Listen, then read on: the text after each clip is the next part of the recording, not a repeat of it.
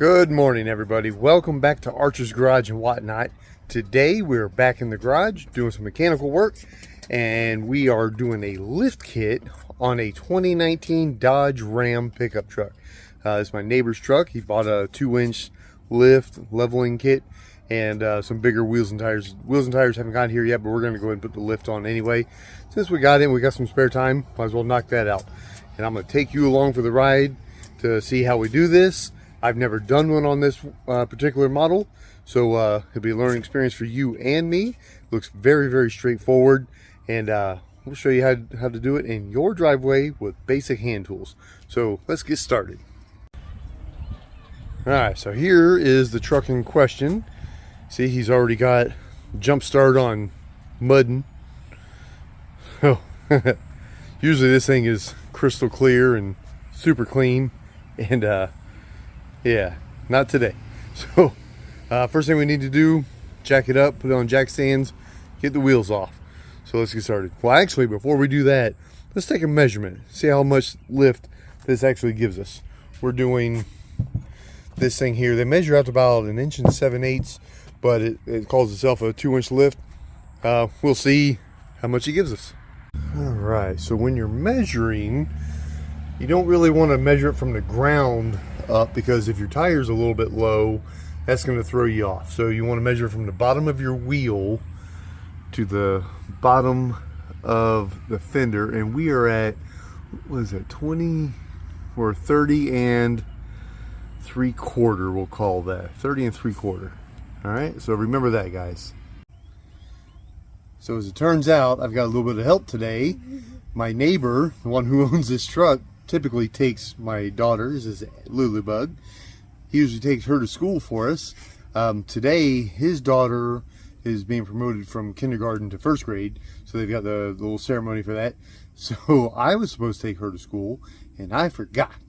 So I had already taken my son to school, and by the time I got back to take her, it had just been a whole nightmare. So she's gonna be hanging out with me today. And my little, she's not in school yet. So I've got some helpers today. We're gonna be working on a truck. Isn't that exciting? Yep. So I've got a possible mechanic / filmographer, and I've got a troublemaker. So let's get back to work. All right, so we've got it up, wheel off, supported by a jack stand.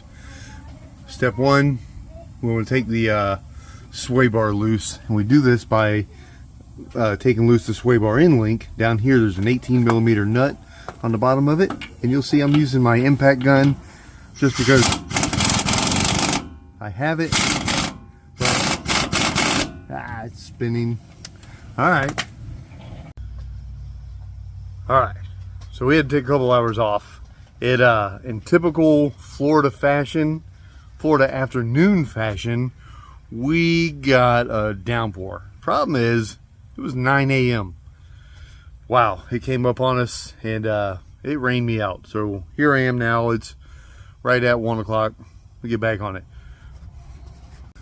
All right, so if you remember from my last video when I was doing the ball joints, or excuse me, the tie rod ends on the F-150, when I was loosening it up, it was spinning on the inside.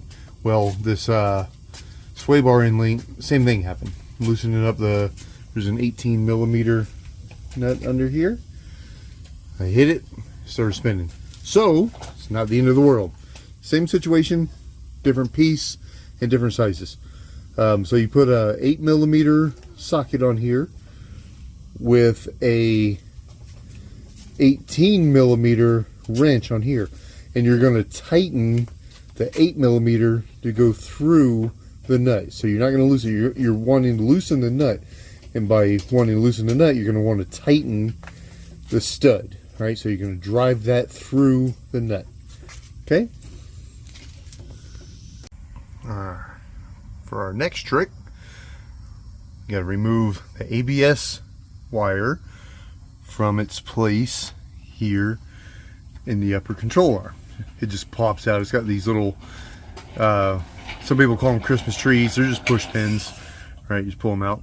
Then you want to take your jack, put it under the lower control arm, because what you're doing, you're wanting to compress the suspension a little bit, compress your spring a little bit, and taking some of the tension off of this ball joint. Because now we're going to loosen the ball joint. So you'll loosen this, then you'll probably need to knock this with a hammer right around here, and it'll jar it loose. It'll spring this out of here, and then we're going to see these 15 millimeters. There's 3 of them. There's one, and then there's a wiring harness up here covering up the other 2, and you'll take those 2 out. So ABS wire, put your jack under, loosen your ball joint, wrap on this to spring it loose, loosen up your 15s, and we'll be back. Alright, so got it all loose, right? Took a little more massaging than I'm used to, but we got it loose. I lied to you about these. I said they were 15s. They are 16 millimeter nuts, but that's neither here nor there. All right, so now we're going to let down on the jack, and this should slide right down out of here. We can put our spacer on. So let's see if I can do this one-handed.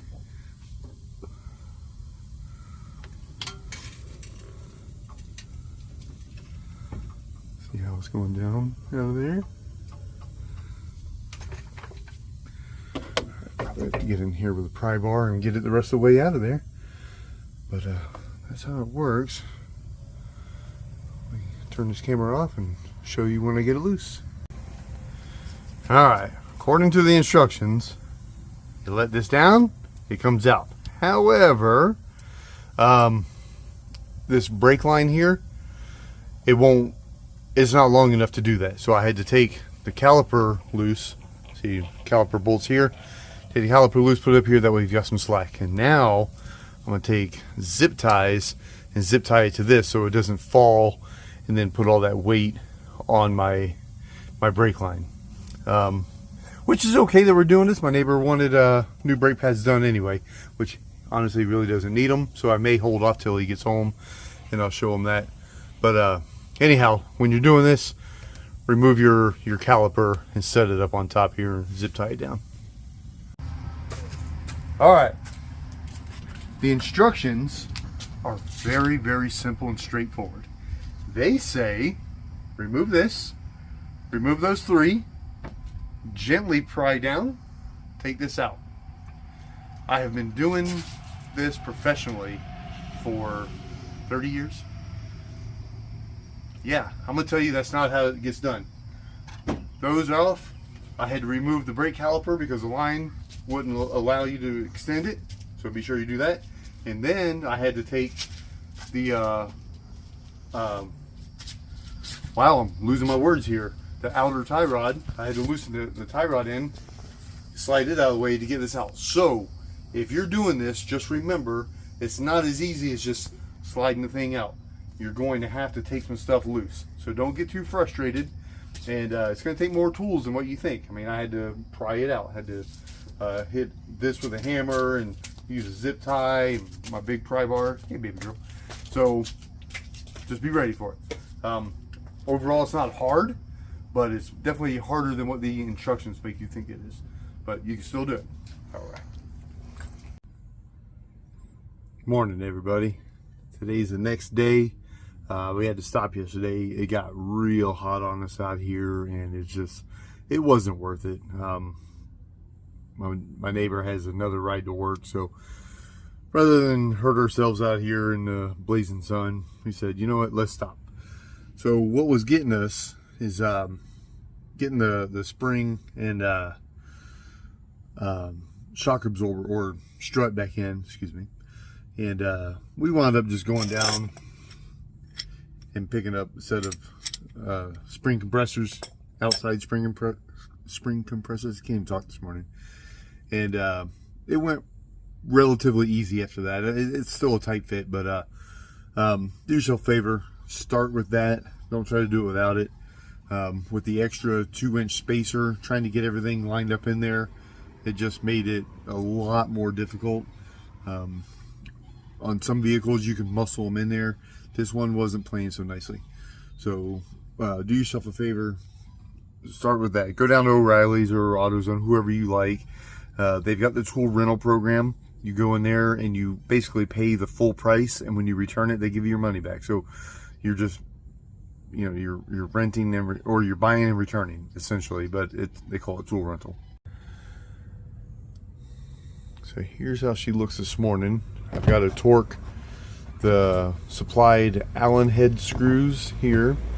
Here's your spring and your strut in there. We've got the brake caliper resting here, getting ready to put it on. Even though these brake pads are in really good condition, he already bought the new ones, so we're going to go ahead and throw the new ones in. I've got to put the sway bar end link down in, and this side will be done once, you know, put the cables and everything back in.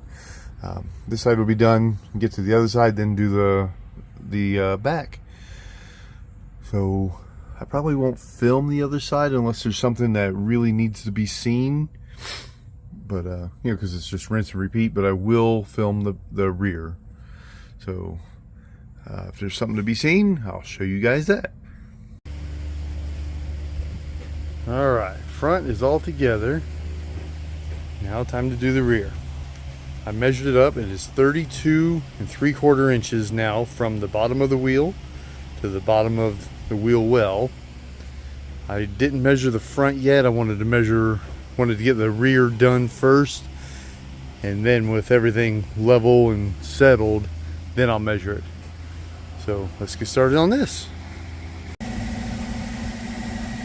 All right, so back here, you're going to take loose on both sides of the truck your bottom shock absorber bolt and your sway bar end link bolt.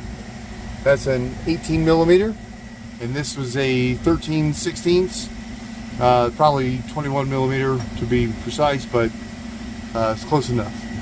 So now we move to the other side, because you want to do them both. You want to be able to move your axle back and forth, because your puck, your lifting puck, is going here, going on the bottom side of the spring, on the top side of the perch.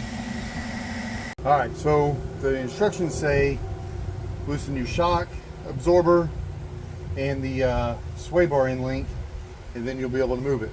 Well, that's not the case, not for us anyway. So we went ahead and used the spring compressors that we already rented. That didn't quite get us there, so we also removed the bolt for the panhard bar, and that got us plenty of movement. My wife put her foot on here, boom, put the puck in, see the puck there, and that worked out just fine. So a couple extra bolts, but that'll save yourself some grief. So, all right, it is done. Well, done for us anyway. It still has to get in alignment. I can't even talk. We're gonna go ahead and measure it up, see what kind of gains we got. It's still gonna settle in a little bit, but he's gonna get tires, he's gonna get the alignment. But overall, I'm gonna give this probably scale to 1 to 10 of difficulty, probably a good 7. The instructions weren't great, so if you're not really good at what you do, you might want to have a buddy that is work with you, because there was some stuff there that we struggled with. Definitely have your patience. Use leverage, a lot of leverage. More important than strength was leverage on these. We had some bolts that weren't lining up, and what went where at what time. So it was a big deal on that. So patience and leverage, that was a big deal. Like I said, the instructions weren't great, but we got it done. And anyway, let's measure it up. So this is the rear, of course. Measure from the bottom of the wheel to the bottom of the wheel well. It is now 34 and a half. Over this is front. And the front is now 33 and a half. So I don't remember what it was to begin with, so I'll look that over. It seems like a lot more than 2 inches, but if I remember right, it is. But like I said, it's going to settle in a little bit, but not a bad job. Just it had the potential to be bad, especially since it's so hot right now. So anyhow, thank you guys for joining us on Archer's Garage and Whatnot. If you want to enjoy more stuff like this, hit the like button, hit the subscribe button. That helps us get out there to other people, helps the algorithm.